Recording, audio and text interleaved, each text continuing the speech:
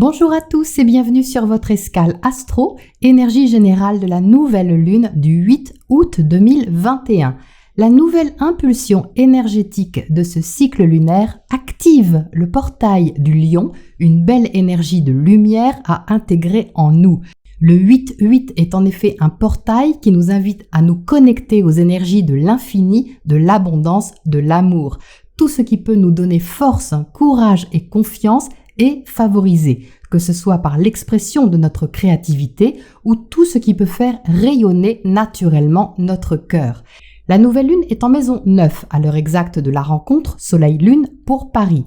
Le Soleil en Lion est à domicile comme on dit. L'emplacement en maison 9 donne de l'espoir pour pousser plus loin ce qui nous tient à cœur. Comment on pousse plus loin ? Eh bien en affirmant et en assumant notre envie d'expansion et de liberté. Dans ce secteur, on peut avoir envie de légaliser, officialiser quelque chose ou encore se lancer dans un apprentissage nouveau et créatif avec une certaine intensité. On a, quoi qu'il en soit, quelque chose de personnel à explorer, découvrir, puisque cette nouvelle lune est conjointe à Mercure, planète de la communication et des contacts. Ça peut donc nous inciter à entreprendre des démarches pour passer une étape importante, quelle qu'elle soit. La nouvelle lune est en carré à Uranus, planète de la liberté, et propose à ce titre un défi à dépasser qui vise une libération et une envie évidente d'indépendance. Ce défi peut se situer au niveau de la mise en place concrète des choses qu'il faut organiser ou à laquelle il faut s'adapter et qui remet nos structures en question.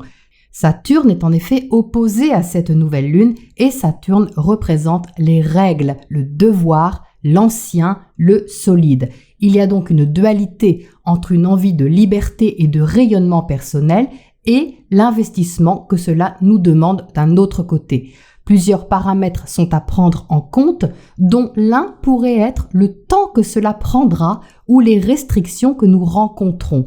Elles peuvent être concrètes par rapport à des questions pratiques, administratives ou matérielles, mais au sens symbolique, on peut aussi peut-être avoir besoin de temps pour intégrer en nous ce que nous avons à restructurer dans nos repères et besoins de sécurité.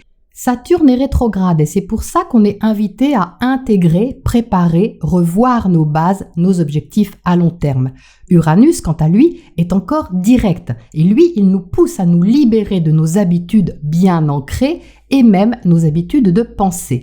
Mars, planète de l'action, est aussi en secteur 9, mais lui, il est en Vierge. Il va, dans cette position, nous encourager à mobiliser notre énergie dans ce que nous voulons faire évoluer en y apportant un sens pratique pour gérer les détails nécessaires à cette évolution. Si on veut voir grand et loin, ça passe aussi par des petites choses, mais il n'est pas exclu, bien entendu, qu'on éprouve du plaisir à les effectuer. Pour imager, c'est un peu comme si on était en train de préparer minutieusement les ailes qui vont nous permettre d'aller vers une forme de liberté en cousant solidement toutes les plumes ensemble, une à une. Il s'agira simplement de ne pas faire comme Icare et de se brûler les ailes. Vénus, planète de l'amour, des sentiments et des valeurs, est aussi en Vierge, mais en maison 10. Que désirons-nous ? Un résultat durable et reconnu. Une relation, un contrat, une création, un investissement à long terme, abouti. On peut se montrer persévérant et passionné avec le trigone à Pluton, déterminé pour construire un renouveau avec le trigone à Uranus, mais l'opposition à Neptune nous demande tout de même de faire la part des choses entre le rêve et la réalité.